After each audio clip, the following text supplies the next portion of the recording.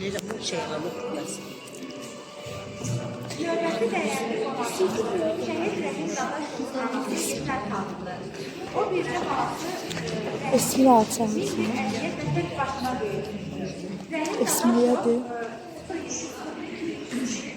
Sumqayıt şəhərində anadan olub. Təhsilinə Bakı şəhər 220 saylı məktəbdə başlasa da, daha sonra Sumqayıtda 38 və 12 saylı məktəblərdə davam etdirir.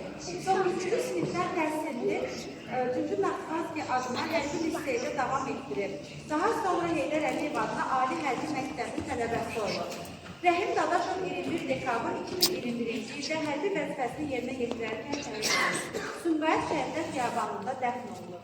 Şəhidimiz Rəhim Dadaşovun xatirəsinə yaşa olunmuş şeiri 24 saylı məktəbli şagirdi Leyla Poladqızı səsləndirəcək.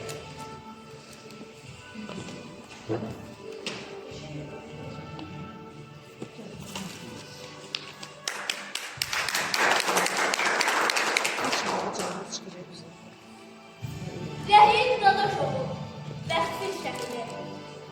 Ömrün cavan çağı, ömrün şah çağı. Yeter anasından ayrılır dostum. Dünyadan köçdü, cənnət